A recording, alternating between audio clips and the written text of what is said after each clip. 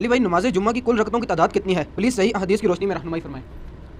میں کئی دفعہ اس کے اوپر بول چکا ہوں میرے بھائی، نماز جمعہ کی رکعتیں جو احادیث میں وارد ہوئی ہیں، ایک تو وہ حدیث ہے بخاری اور مسلم کی کہ نبی صلی اللہ علیہ وآلہ وسلم جمعے کا خطبہ دے رہے تھے، ایک شخص خطبے کے دوران آیا، بیٹھ گیا، آپ علیہ السلام نے فرمایا کیا تم نے مسجد میں داخل ہوتے وقت 2 رکعتیں پڑھی تھی مسجد کی؟ کہا یا رسول اللہ نہیں، فرمایا پہلے وہ پڑھو لیکن مختصر پڑھو۔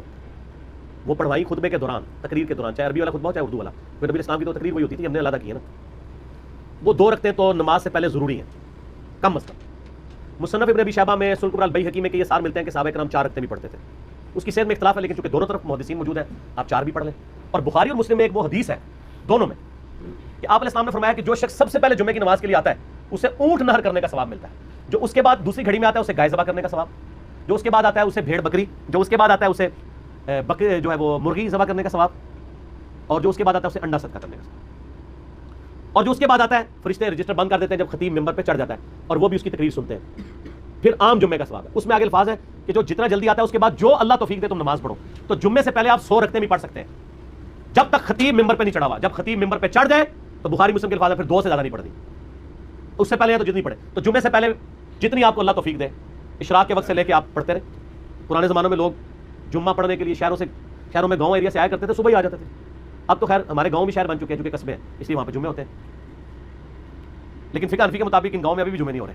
انہوں نے مجبوراً شروع کروایا کیونکہ جب اہل حدیثوں نے جمعے شروع کرائے تو لوگ اہل حدیثوں کی مسجدوں میں جانا شروع ہو گئے۔ انہوں نے کہا ہمارا تو ٹھیک ہی پھر خالی ہو جائے گا، انہوں نے زبردستی جمعے شروع کروا دیے، ورنہ حنفی جمعے پڑھنے کے لیے شہروں میں آتے تھے۔ آج حنفی جو جمعے پڑھ رہے ہیں فقہ حنفی کے حساب سے ان کے جمعے کوئی نہیں ہو رہے، ان کو زور ہی پڑھنی چاہیے وہاں پہ۔ ہاں قرآن و حدیث کے مطابق ہو رہا ہے۔ صحیح بخاری میں امام بخاری نے رد کیا کہ نبی علیہ السلام کے مبارک زمانے میں بھی گاؤں کے اندر جمعہ الاؤ تھا، یہ پریفریبل ہے کہ آپ آئیں۔ ہمارے تو آج کل گاؤں قصبے بن چکے ہیں کیونکہ کاروباری زندگی ہے وہاں پہ۔ اور جمعے کے بعد صحیح مسلم میں حدیث ہے کہ جو جمعے کے بعد نماز پڑھے اسے چاہیے 4 رکعتیں پڑھے، چاہے 2 کر کے پڑھ لے چاہے ایک سلام سے، چاروں کٹھی، دونوں طرح ثابت ہے۔ جو جمعے کی بعد والی رکھتے ہیں وہ 4 رکھتے ہیں، 2 کر کے بھی پڑھ سکتے ہیں، اکٹھی بھی پڑھ سکتے ہیں۔ بعض احادیث میں آتا ہے کہ نبی علیہ السلام 2 پڑھتے تھے اور گھر جا کے پڑھتے تو 4 پڑھتے تھے، 4 ہی ہیں کیونکہ حکمی حدیث مسلم کی آ گئی نا 4 پڑھو۔ تو نبی علیہ السلام 2 گھر پڑھتے ہوں گے، 2 ادھر پڑھ لیتے ہوں گے، تو کوئی مسئلہ نہیں ہے، آپ پڑھ سکتے ہیں، گھر جا کے بے شک پڑھیں، 4 رکھتے ہیں تو ٹوٹل پھر 6 سنتیں بنی کم از کم، 2 پہلے 4 بعد میں، اور زیادہ سے زیادہ آپ بے شمار پڑھیں، بعد والی بار 4 ہیں۔ اور عام دنوں میں بھی آپ دیکھیں ظہر کے بھی ساتھ آپ کی 6 سنتیں ہیں جو موقع ہیں، 4 پہلے 2 بعد میں۔ اور بخاری مسلم کی حدیث ہے جو فرض کے علاوہ 12 رکھتے پڑے گا اللہ تعالیٰ جنت میں اس کے لیے محل بنائے گا۔ تو یہ 12 رکھتے جمعے والے دن بھی پوری ہو جاتی ہیں اگر آپ جمعے کے ساتھ 6 رکھتے پڑھ لیں، 2 پہلے 4 بعد میں، اور زیادہ پڑھیں تو اور بہتر ہے۔ تو جمعے کی رکھتے ٹوٹل پھر کتنی ہوئی؟ کم از کم 6 ادر دین فرض کے، 2 فرض تو ہے بیچ میں، یہ نہ ہو کہ فرضوں کا ذکر ہی نہیں کیا، وہ اپنی جگہ موجود ہے۔ یہ رکھتے جب کوئی پوچھ رہا ہوتا ہے نا تو وہ پوچھ رہا ہوتا ہے سنتیں، اور بعض زور احتیاطی بھی پڑھ رہے ہوتے ہیں ساتھ، اس کی کوئی ضرورت نہیں ہے۔ ٹھیک ہو گیا؟